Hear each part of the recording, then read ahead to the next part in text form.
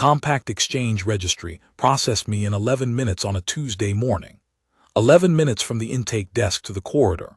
Badge on a lanyard, access codes for the South Wing Construction Annex, a meal chit for the institutional cafeteria, and a polite form letter on cream-colored institutional stock reminding me that my Tier 1 non-combatant status meant I was not, under any circumstances, to enter restricted academic zones without a registered escort. Tier 1. Non-combatant, new arrival, no prior institutional record. I folded the letter and put it in my jacket pocket. I had been in that building before. I had a prior institutional record. It was just that the Compact Exchange Registry did not know that, and the Vithari Academy of Strategic Sciences did not know that, and the 7 people in the South Wing Construction Office who would be managing my exchange placement for the next 90 days did not know that. They knew my name, Cale Morrow, Materials Stress Specialist, Compact Technical Division, badge number CE 7741, and they knew my assignment, fatigue analysis on the South Wing's load-bearing composite frames, post-installation verification, sign-off for the Academy's expansion certificate. And that was the complete record of my existence as far as this institution was concerned. The South Wing foreman was a broad-shouldered Vithari male named Orvith Sanavar, who had been running construction projects at this academy for 22 years. He met me at the annex door with a data pad, a handshake that lasted exactly as long as professional courtesy required, and the expression of a man who had worked with compact technical exchange specialists before and had calibrated his expectations accordingly.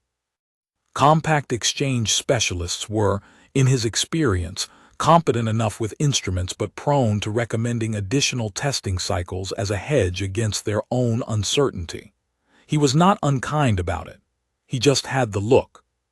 He walked me through the South Wing ground floor, pointing out the frame junctions that had flagged amber on the installation stress survey, the 3 composite segments where the settlement data had moved outside tolerance, the ceiling vault where the acoustic dampening installation had added unanticipated lateral load. He spoke in the measured cadence of a man who had translated technical concerns into plain language many times for many different audiences, and he was good at it. I asked him 3 questions. He paused after each one, reassessing something. The South Wing was a beautiful piece of construction. Vithari institutional architecture leaned toward organic curves, load paths that followed the shapes of growing things, arches that distributed stress the way a tree distributes the weight of its own canopy. The composites they were using were a compact supply, lighter than native Vithari stone, with better thermal performance, but less forgiving of installation errors because the failure modes were different. The frame junctions that had flagged amber were flagged for the right reason.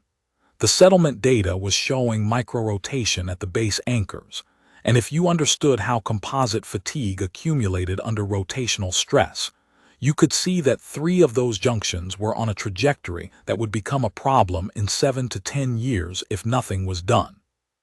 I told Orvith Sanavar that on the 2nd day.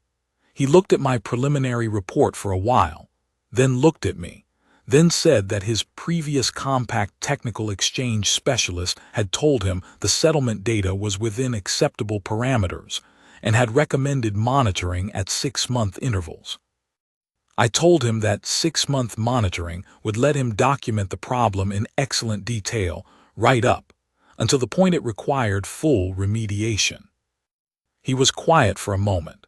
Then he said he would like me to walk him through the fatigue model in detail. We spent 4 hours on it. By the end, he was asking the right questions, and I was giving him the real answers, not the institutional ones, and there was a quality to that exchange that I have always found more satisfying than I can adequately explain. The work is the work. You either understand the building or you don't, and if you understand it, you tell the truth about it, and the truth either gets acted on or it doesn't, and your job is just to tell it. That was day 2. The first 7 days were the job. I arrived at the construction annex at the 7th bell, which was the Vithari institutional morning, and I worked until the construction day ended, which was usually the 14th bell, and I ate in the cafeteria, which was a large clean room on the academy's east side where the cadets and support personnel and technical exchange specialists all ate together, and I sat at the end of a long table and worked through my documentation while I ate, and I talked to people when they talked to me. And I did not attempt to navigate the restricted academic zones, and I did not explain to anyone that I had been inside this building before in a way that had nothing to do with material stress testing. The thing about an institutional record is that it tells the institution what it already knows. The Vithari Academy knew that Kale Morrow, CE 7741, had arrived on a Tuesday in the third month of this year. It had no other information. The sealed diplomatic incident from 7 years ago, filed under a reference number I had been given once and had not thought about in years, sealed at the request of the Vithari Royal Diplomatic Office, accessible only to the Queen's Council and the Compact's senior liaison, visible to no one in the Academy's day-to-day administrative system, was not part of what the institution knew.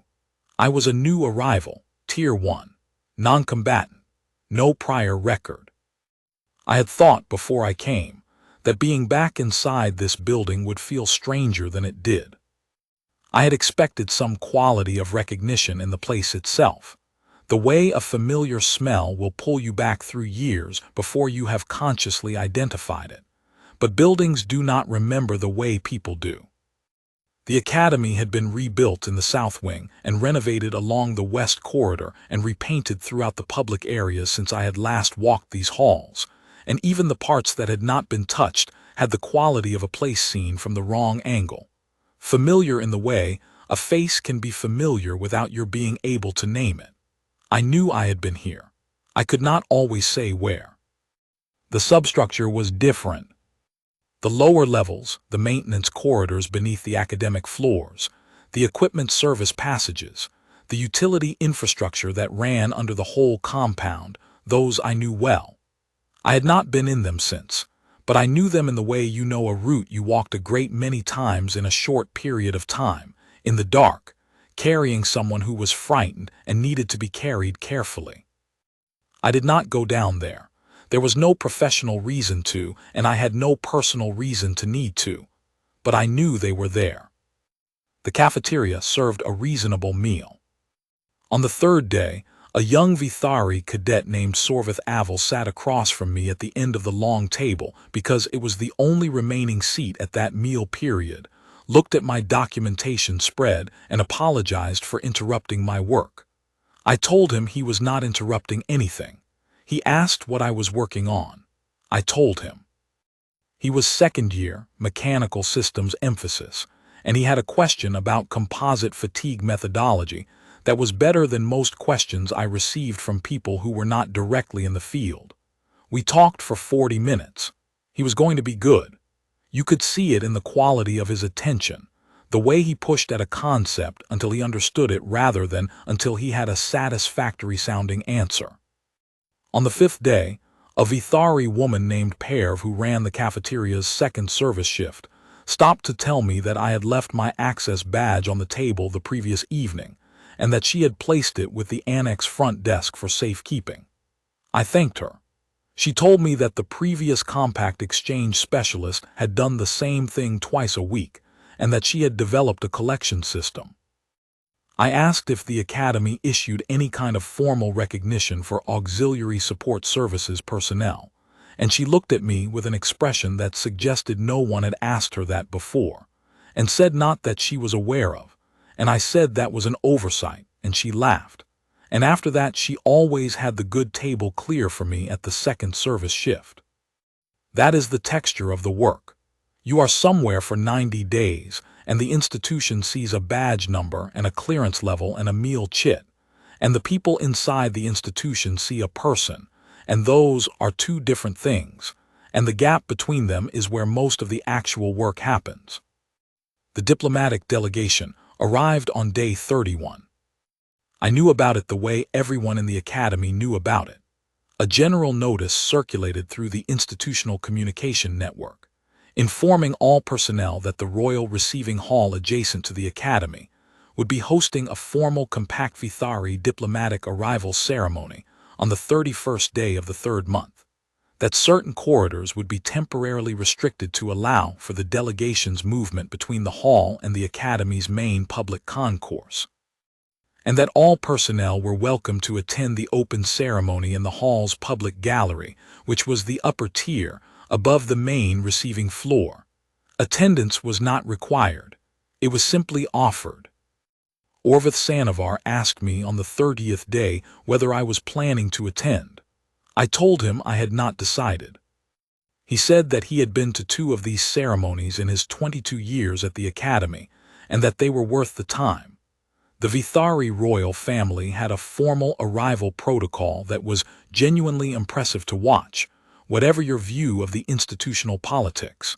He said it as a craftsman might describe another craftsman's work, an acknowledgement of quality in something he had not built himself. I decided to attend. The hall was older than the Academy building that had grown up alongside it. The Academy had been constructed in increments over 2 centuries, always oriented toward the hall, the original Vithari institution of royal reception, the place where formal relationships between the Vithari state and every other body it chose to acknowledge had been ratified across a long institutional history. The hall had a quality of age that the Academy did not quite have. The Academy was a working institution. The hall was a place where things were formally declared. The public gallery ran along the north wall, 2 levels above the receiving floor. It was a narrow space with a low rail and good sight lines to the central floor and the formal approach corridor where the delegation would enter. By the time I arrived, 20 minutes before the ceremony, the gallery was half full of Academy personnel, cadets, instructors, administrative staff, a cluster of technical exchange specialists from the Compact who I recognized from the cafeteria without knowing their names. I found a position near the center of the rail, with a clear view to the approach corridor and the receiving floor. The ceremony was formal in the way that formal ceremonies are, the kind of formality that has been accumulated over a long institutional history and has stopped being a performance and become simply the shape of how the thing is done. The Vithari honor guard entered first, 2 columns, 4 in each, moving in the synchronized, deliberate pace of people who had practiced this, until it was automatic, carrying ceremonial weapons that were not weapons in any operational sense, but were weapons in their historical sense, which is a different thing. They took their positions at the base of the approach corridor. The Compact delegation entered next. 6 members. A senior diplomatic liaison whose name I did not know, 2 junior attaches, a translation specialist, a protocol officer, and a technical exchange specialist designated as the delegation's materials representative, me, as it turned out. I had received the notification that I was included in the delegation only 4 days prior, which was the kind of administrative decision that gets made when someone in the Compact liaison office runs a search for available Tier 1 noncombatants with no prior Vithari diplomatic exposure and a current active exchange placement, and my name comes back at the top of the list. I was the available body. I put on my best jacket and stood in my designated position at the left end of the delegation line and watched the ceremony. The Vithari royal party entered from the east approach. The Queen came first. Vesarath Avara, the Vithari royal head of state, a woman in her middle years by Vithari reckoning, which put her somewhere in the range of what humans would call the late 40s or early 50s, with the particular quality of stillness that very old institutional authority gives to the people who carry it long enough. She wore the formal receiving colors, which in Vithari tradition meant deep blue and silver, and she walked with the measured pace of the honor guard, though she was not in formation. She simply walked that way because it was the pace that fit the space. Behind her came the senior members of the royal household, the Queen's Council, 2 diplomatic officers, the royal chamberlain. And behind them, the household attendants and the family, and last of all, because the youngest member of the royal party always entered last in Vithari formal protocol, last of all, there was the princess. I had not expected her to be in the party. I do not know why not. She would be 9 years old now. 9 was old enough in Vithari custom to begin public formal appearances. I had simply not thought about it. I had spent the previous 30 days not thinking about it in the specific, deliberate way that you do not think about things when you have decided that the fact of them does not bear thinking about. She was small. She had the pale silver-blue skin of the Vithari royal line, and the particular violet tint to her secondary eyes that was specific to the household bloodline, and the formal robes that a 9-year-old wears to a receiving ceremony, which are designed for a 9-year-old, and so have a quality that a 9-year-old always has in formal clothes, of being slightly overwhelmed by the occasion, of wearing the weight of the ceremony rather than carrying it. She was not frightened. She had the bearing of a child who has been told many times what this ceremony is and what is expected, and who has prepared carefully, and who is doing exactly what has been prepared. She was doing it well. I watched her walk into the hall behind the royal household members, and I watched her take her designated position at the edge of the royal party's formal arrangement, and I watched her look at the hall. And then she looked at the delegation. She looked at it the way children look at things, a comprehensive scan, item by item processing, the senior liaison, the junior attaches, the protocol officer, the translation specialist, the materials representative at the left end of the line. She stopped. There was a child's pause.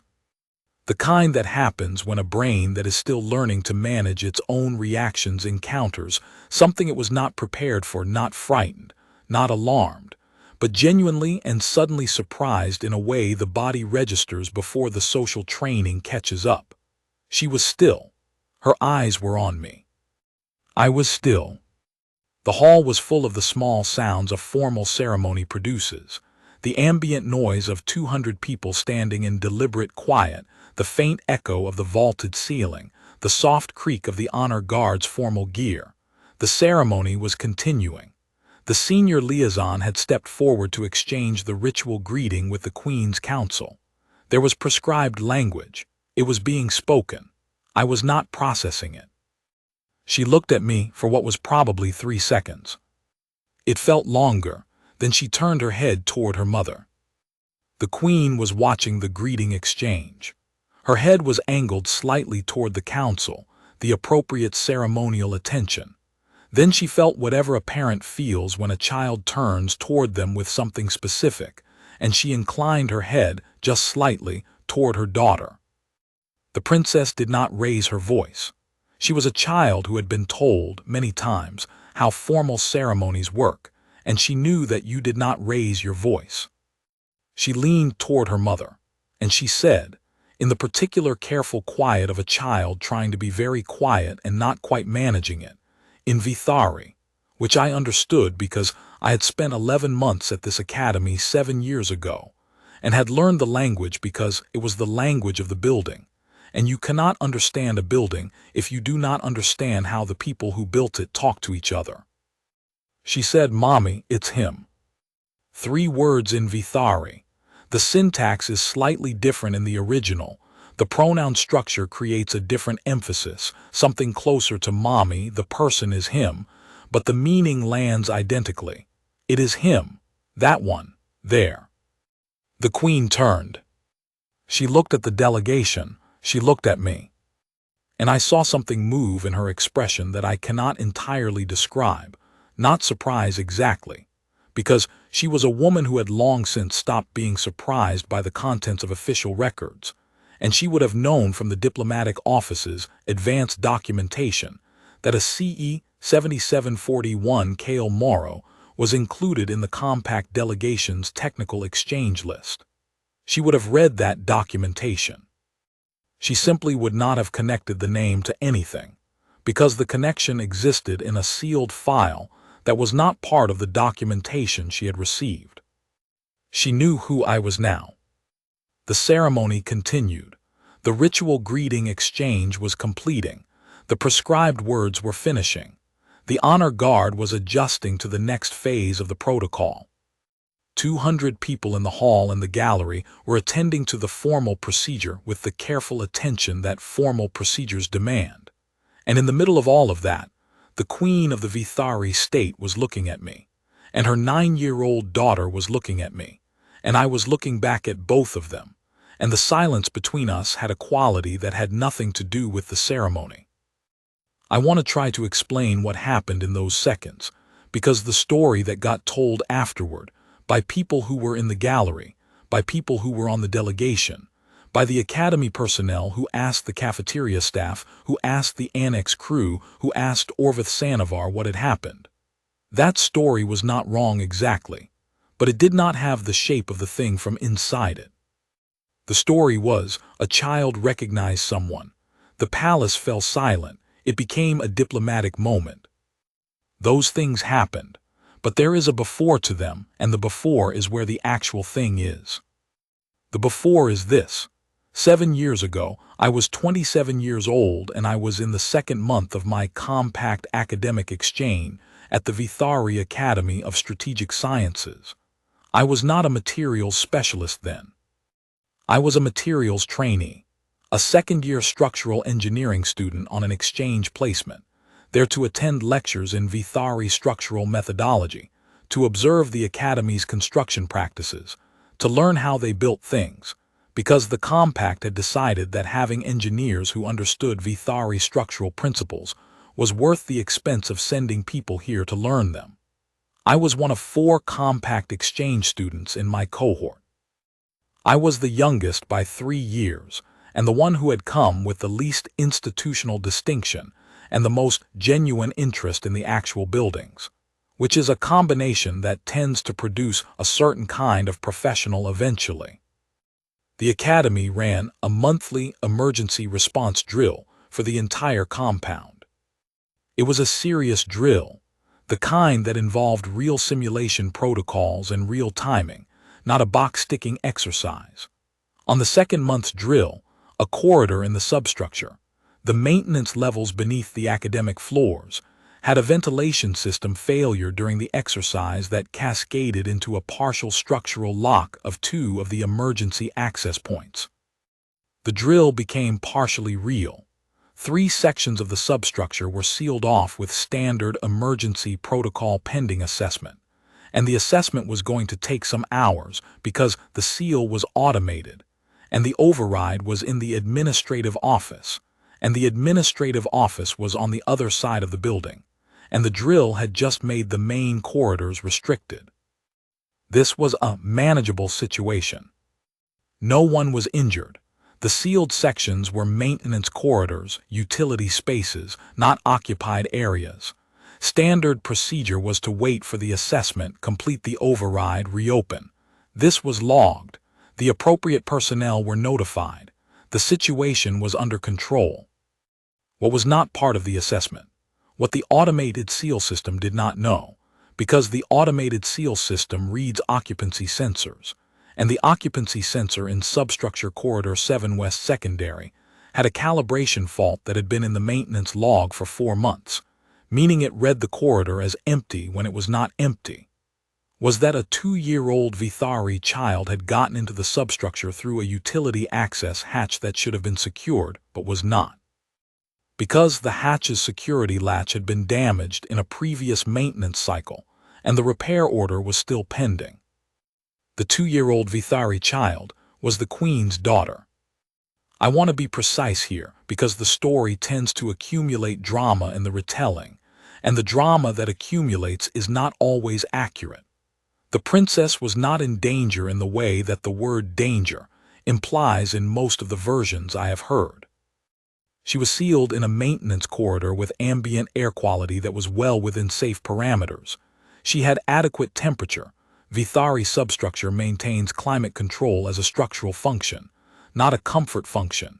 And she was in no physical distress. She was 2 years old, she was in the dark, and she was alone, and she was in a very large and strange place, and she was frightened, and she had been there for some hours by the time I found her. I should say how I found her, because it explains why it was me and not someone else. I was in the substructure when the seal triggered. I was not supposed to be there. Exchange students were not cleared for substructure access, and I had gotten in because I had spent my free time, for the previous 6 weeks, mapping the Academy's maintenance corridors on the working theory that if you wanted to understand how the building moved and breathed and distributed its structural loads, you needed to understand what was happening in the parts of it that people did not usually see. I had a hand-drawn map. I had access to the utility systems because the utilities supervisor, a large, quiet Vithari man named Torev who thought that any student who wanted to learn about the support structure of a building was worth encouraging, had given me a visitor's code that technically covered only the eastern utility passage, but that, in practice, also worked on most of the secondary access points. When the seal triggered, I was in the 5th substructure level, western sector, doing what I usually did, which was making notes about load-bearing junction interfaces and the way the maintenance corridors were routed around the primary structural members. I was not alarmed when the seal triggered. I knew what the drill involved. I had read the exercise parameters. I understood that a cascade failure in the ventilation system would trigger the automated seal, and I knew the seal was temporary. I also knew from my map exactly which corridors were sealed and which were not, and I knew a route back to the 4th level east access that the automated system had not flagged because the sensor coverage there had a gap. I had the map, I knew the building. What I did not know was that Corridor 7 West Secondary, which I had noted as occupancy sensor, calibration fault, reads empty, verify in my map notes, was not empty. I heard her before I saw her. Vithari children cry differently than human children. The sound is higher in pitch and has a different harmonic quality, but the thing that a 2-year-old does when it has been alone in the dark for a long time is the same across species. It is a sound that carries. I was in Corridor 7 West Tertiary when I heard it. I checked my map. 7 West Secondary was a dead-end corridor, a utility passage that ran to a mechanical junction and stopped. There was no through access. There was no reason for anyone to be in it. I went in. She was at the end, by the mechanical junction, sitting on the floor. She had been there for what I later estimated was approximately 4 hours. The emergency lighting in that corridor was on secondary power, a dim amber wash, not full illumination, and in that light she looked very small and very still in the way that small children get still when they have run out of the energy for crying and have not yet been found. She looked up when I came in. I do not speak Vithari with anything close to fluency in that period of my life. I had 2 months of language study. I had the basic vocabulary of the academy building, structural terms, facility terms, the names of the maintenance systems. I did not have the vocabulary for talking to a 2-year-old in the dark. What I had was a lamp, which I turned to its lowest and warmest setting because the amber emergency lighting was not doing either of us any good, and a water bottle, and a ration pack from my kit bag, and a jacket, which I took off and put around her because the substructure climate control maintains temperature for the structural elements and not for the comfort of occupants, and she was cold, and she stopped shaking shortly after I put the jacket around her. Which is one of the things I remember most clearly about those hours, the quality of her going still when she was warm. I am not a trained SAR specialist. I have never been a trained SAR specialist. What I am is someone who grew up in a family that took extended wilderness trips, whose father was a structural engineer and whose mother was a wilderness medicine practitioner, and who had absorbed from both of those people the same basic principle of how you handle a situation where someone is frightened and alone and needs to be kept safe until proper help arrives. You stay with them. You make them warm. You make them calm. You do not leave. You stay for as long as it takes, and you do not act frightened yourself, because the frightened person is reading your face for information about how bad the situation is, and if your face says it is manageable, that information travels. My mother had said that to me once. She had been talking about a trail rescue she had assisted on, years before I was old enough to go with her, a hiker who had gone down in bad weather 2 kilometers from a trailhead. She said, "The hardest part is your face. You can be as frightened as you like on the inside. What you show is that you have done this before and you know what you are doing and the situation is in hand." She said, "Your face is the most powerful piece of equipment you bring." I had been 12. I had been on enough trips by then to understand what she meant. I had not expected, at 27, to be applying that principle in a substructure corridor under an alien academy with the lights down and a 2-year-old Vithari royal watching me. But the principle transfers. That is the thing about principles that have been tested. They are not specific to the terrain. Her face, once she was warm and I was sitting on the floor next to her with the lamp on its warm setting, began to say that it was manageable. We were there for 11 hours. The floor of the maintenance corridor was composite alloy paneling, which is cold and hard and designed for foot traffic and equipment movement and not for sitting. I sat on it anyway. I shifted position every hour or so because my back and hips required it, and I was careful each time not to disturb her, and she was careful, as 2-year-olds are not in general careful not to startle when I moved. She had calibrated to me. That is the word for it. She had decided, sometime in the second hour, that I was not a threat and was probably a resource, and she had arranged herself accordingly, which meant against my arm, wrapped in my jacket, tracking everything I did with the secondary eyes that Vithari children use for peripheral awareness. Secondary eyes. That is something I had read about but had not closely observed before that night. Vithari have 2 primary eyes that function much as human eyes do, forward-facing, binocular, the primary visual field, and 2 secondary eyes positioned on the lateral sides of the face, smaller and set wider, which have a different optical function. They are for detecting motion at the periphery, for awareness in low-light conditions, for the kind of environmental monitoring that a prey species would need, and that the Vithari, somewhere in their evolutionary history, had clearly needed too. In adequate light and in normal social situations, the secondary eyes are mostly still. They move in response to peripheral motion, but they are not the primary social signal. In low light and in uncertain situations, they become more active. In the amber half-light of Corridor 7 West Secondary, her secondary eyes were very active. They tracked the junction housing when the ventilation system made a sound. They tracked the corridor entrance when something passed by, a vibration in the floor, a distant mechanical event in another part of the substructure. They tracked me whenever I shifted position, but they did so without alarm after the second hour. They tracked the way an animal tracks when it is not frightened but is paying attention, which is a different quality entirely. I had not been observed that carefully by anything in my life. I continued describing the building. I ran out of technical vocabulary and moved to other things. I described the compact facilities I had worked in, the structural surveys I had done as a student, the way a particular bridge over a river near where I grew up had been engineered with a flex joint that allowed it to move in flood conditions rather than resist them, because resistance to forces larger than yourself is a strategy with poor long-term outcomes. I described the stars visible from the Academy's upper observation platform on clear nights, which I had visited once in my second month, and which the Vithari cadets used for navigation training. I described, at some point well into the middle hours, the sound a building makes when it is entirely at rest, the specific quiet of structural materials at thermal equilibrium, the absence of the creak and settle that you hear in a building that is still adjusting to temperature differentials. This building was at rest. I told her so.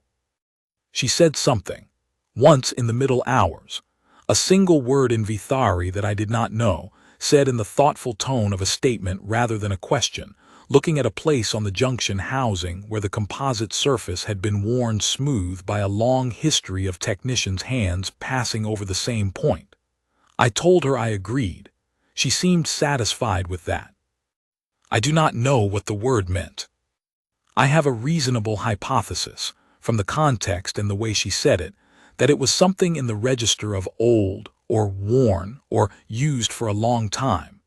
The Vithari have a specific vocabulary register for age in structures, for the quality that a thing accumulates when it has been in service for a long time and shows it. But I do not know. That word has sat in my memory for 7 years without a translation, and I have never found a way to look it up that did not require explaining why I wanted to know. The maintenance system override took longer than expected because the Administrative Office Seal Protocol required a dual authorization that one of the 2 authorizing officers was not available to provide for the first 6 hours. This is not a criticism. It is a procedural reality, and the situation was not assessed as an emergency because the sealed sections had shown no occupants on sensor. The calibration fault made the corridor invisible to the system. To the system, there was no one there to be urgently retrieved. To me, sitting on the floor of Corridor 7 West Secondary with a 2-year-old Vithari child asleep against my arm, there was very definitely someone there. I talked to her for the first few hours, in my broken 2-month Vithari and in English, which she did not understand but which seemed to have a calming quality simply as sound. I described the building to her, the way the load-bearing members distributed the weight of the floors above us, the way the utility corridors were routed around the primary structural junctions, the way the ventilation system moved air through the compound in a pattern that, if you traced it on a map, followed the same organic logic as the external curves of the building. I do not know how much of this she understood. She was 2. She listened, though. She had the quality of a child who is comforted by the sound of an adult who is not frightened. At some point, I think around the 5th hour, she fell asleep. I did not move. My back was against the junction housing and she was against my arm, and the lamp was on its lowest setting, and I sat there, and I watched the light and I listened to the building, which is something I do habitually and which had never previously had quite this level of personal relevance. The building was telling me it was intact, that the seal was a systems event and not a structural event, that nothing above us was moving in ways that would change the nature of our situation. The building was fine. We just had to wait. When the override came through, the seal released and the corridor lighting came back to full, and the occupancy sensor recalibrated, and the system registered a body in Corridor 7 West Secondary and flagged an alert, and a response team arrived 4 minutes later. The princess woke up when they came in. She was still wearing my jacket. The record of the incident was sealed 48 hours afterward at the request of the Vithari Royal Diplomatic Office, which did not want the details of the Queen's daughter being unsupervised in a substructure corridor during a live drill becoming part of the public institutional record. This was reasonable. The sealing covered everything: the incident report, the response team documentation, the exchange student statement, the facility assessment. All of it sealed under a reference number. Accessible only to the Queen's Council and the Compact's senior liaison. Invisible to the day-to-day administrative system. My exchange placement continued for 9 more months. I never spoke about the incident. I finished my placement, returned to the Compact, completed my degree, became a materials specialist, built 11 years of professional work in structural stress analysis. I had not returned to the Vithari Academy in all that time. When the exchange placement came through, I took it because it was the right work for the right project, not because of what had happened in a maintenance corridor 7 years ago. But I had not forgotten a 2-year-old Vithari child asleep against my arm, wearing my jacket, in the warm light of a lamp turned to its lowest setting. I stood in the receiving line on the ceremony floor. I heard the whisper. I heard the palace fall silent, not all at once, but in the way that silence travels through a room when something has happened that everyone in the room recognizes as significant without yet knowing what it is. It started near the royal party. It spread outward from there the way a ripple moves from a stone dropped in still water, slowly at first, then faster as the people at the edges of the gallery and the back of the floor read the stillness in the people closer to the center and stilled themselves in response. The ceremony had not been formally interrupted. The protocol officer at the compact delegation's head was still at position. The honor guard was still at position. The Queen's Council was still at position. The ceremony had simply become a thing that was happening in the background of something else. The Queen looked at me for a long moment. I held it. I had 11 years of professional practice in holding eye contact with authority figures who were reevaluating something, and I had had 11 months of institutional practice inside this very building, and I had had 11 hours in a maintenance corridor in the dark, and none of those things had ever asked me to look away from something I had done, because I had nothing to look away from. She inclined her head. It was formal, not the full formal greeting, which is a much more elaborate thing in Vithari protocol, but the inclination that means, in the specific register of Vithari institutional authority, I know what I am looking at, and I name it. I inclined my head in return, the compact equivalent, Compact Exchange Specialist CE 7741, Tier 1 Noncombatant, Materials Representative, no prior institutional record. The princess was watching all of this with the focused attention of a 9-year-old, who has correctly identified that the thing happening between the two adults is about her, and is important, and is being handled with great formality, and would very much like to understand it. The ceremony resumed. It resumed because the Queen turned back to the greeting exchange, and the Queen's Council completed the final prescribed language, and the honor guard moved to the next position, and the ceremony is a thing that continues until it is formally concluded, and it had not been formally concluded. 200 people in the hall and the gallery continued watching it. It completed. The delegation filed out in the prescribed order, back through the approach corridor to the Academy's main concourse, and the royal party withdrew through the east approach, and the gallery emptied over the next 15 minutes as the Academy personnel returned to their days. I went back to the construction annex. Orvith Sanavar was there when I arrived, reviewing the settlement data updates I had left him the previous afternoon. He looked up. He had the expression of a man who had been in the gallery and had seen what happened, and had decided that asking about it directly was not the approach he was going to take. He said, "The junction in Corridor 3 South looks like it might be worse than the model shows." I said I had been thinking the same thing. We went and looked at it. It was worse. Not critically. It was a 10-year problem, not a 5-year problem, but it was going to need remediation before the Academy signed off on the South Wing expansion certificate, and the remediation was going to require a specific approach that I had used on a similar junction interface in a compact facility 7 years ago, and had documented in a technical report that I could pull from the archive. I told Orvith what I was thinking. He listened, asked 2 precise questions, and told me to write it up. That evening, the young cadet Sorvith Avel found me in the cafeteria during the second service shift. He sat across from me with his tray and his data pad, and he did not mention the ceremony. He had a new question about load path modeling in curved composite structures, which was exactly the kind of question my work on the 3 South Junction had been generating, and we spent an hour on it. He had been to the ceremony as part of the Academy's general personnel. I could see from the seating arrangement he described that he had been in the upper gallery, right side, and he had the particular quality of someone who has seen something that interested him and has decided to let it pass without comment because the work is more relevant. I liked him for that. The work is always more relevant.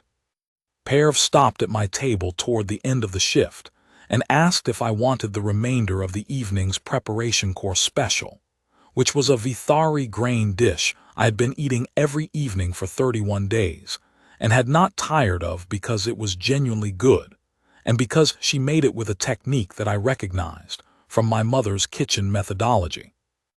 As the technique of someone who has learned the right way to do something and has been doing it that way long enough that it is no longer a technique, but just the way the thing is done. I said yes. She brought it. She also did not mention the ceremony, but she had a quality about her that she did not usually have, the quality of someone who has recategorized something they thought they understood. The cafeteria was quiet at the second service shift.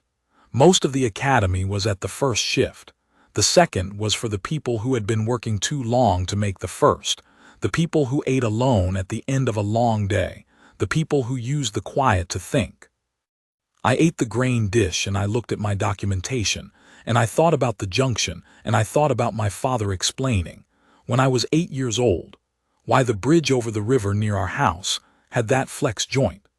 Because a structure that cannot give will eventually break, and a structure that gives at the right place and in the right direction can absorb forces much larger than its own weight. And I thought about a child asleep against my arm in the dark, and the amber light on the worn composite surface of the junction housing, and a word I had never been able to translate. The formal diplomatic record of that day noted, in the compact summary document, that the materials technical exchange specialist had been recognized by a member of the Vithari royal household during the arrival ceremony, and that the Queen had extended a formal acknowledgement to the compact delegation's technical representative, and that this was to be recorded as a positive diplomatic interaction. There was no further elaboration. The sealed record remained sealed. The compact's senior liaison knew what it meant. The Vithari diplomatic office knew what it meant. The form letter said, Positive Diplomatic Interaction, Technical Representative. That is what the institutional record holds. On the 44th day of my placement, a messenger from the royal household arrived at the construction annex with a sealed note addressed to CE 7741 Kale Morrow. Orvith handed it to me with the expression of a man who had decided some time ago that the correct response to extraordinary events was to receive them with the same basic equanimity you applied to construction problems. Here is the information. Now you have it. Proceed accordingly. The note was from the Queen. It was brief. It said in Vithari that she had been informed of the sealing of the relevant record at the time it was sealed, and that she had read the exchange student statement before it was sealed, and that she had intended to mark it formally through the appropriate compact channel, and that this had not happened because the diplomatic channel for formal recognition of exchange personnel was a cumbersome thing, and the timing had not been right, and 7 years had accumulated, as years do. She said that her daughter had been, since the age of roughly 5, in possession of a clear memory of the event and the person involved, which the Queen had confirmed was accurate through the sealed record, and that this memory had apparently been an organizing feature of her daughter's understanding of compact humans for the intervening years, in a way that the Queen thought I should know about. She said that the formal diplomatic acknowledgement was being transmitted through the appropriate compact channel, and that I would receive the relevant documentation. She said one other thing, which I am not going to put here because it was said in the private register, and not the formal register, and it belongs to the sealed record, not to this account. I sat with the letter for a while. Then I folded it and put it in my jacket pocket, next to the form letter from the Compact Exchange Registry telling me I was Tier 1, non-combatant, no prior institutional record, and I went back to the junction in Corridor 3 South, because it was not going to remediate itself, and Orvith was waiting for my write-up, and the work was the work. The settlement data on the 3 flagged junctions came in clean on the 52nd day. I had been right about the trajectory. The remediation approach worked. The South Wing's expansion certificate was issued on the 78th day, 6 days ahead of the schedule Orvith had calculated at the start of my placement, which he noted in his project log with the characteristic Vithari understatement. Exchange specialist assessment accurate, completion advanced, no further concerns. I left on day 90. Orvith Sanavar walked me to the compound gate with the same handshake he had offered at the annex door on day 1, which lasted exactly as long as professional courtesy required, and this time had the additional quality of a handshake that means something. He said, "If the compact sends another exchange specialist, I would prefer it were you." I said I would put it in my notes. He said, "The building would not have been right without you." He meant the south wing. He was talking about the junctions. I knew that. The work was the work, and the work had been done well, and he was acknowledging it in the terms that a man who has built things for 22 years acknowledges work done well. That is all. But I walked through the compound gate with the awareness that this building held two things now. The south wing's correct remediation, documented in Orvith's project log under CE 7741, and a sealed record in the Queen's Council archive under a reference number I had once been given and had never forgotten, covering 11 hours in Corridor 7 West Secondary, a jacket, a lamp on its lowest setting, and a 2-year-old Vithari child who had, apparently, been carrying the memory of those hours for 7 years, and had recognized me from 40 feet away in a formal receiving hall with 200 people in it. Institutional records tell an institution what it already knows. The things that matter are kept somewhere else.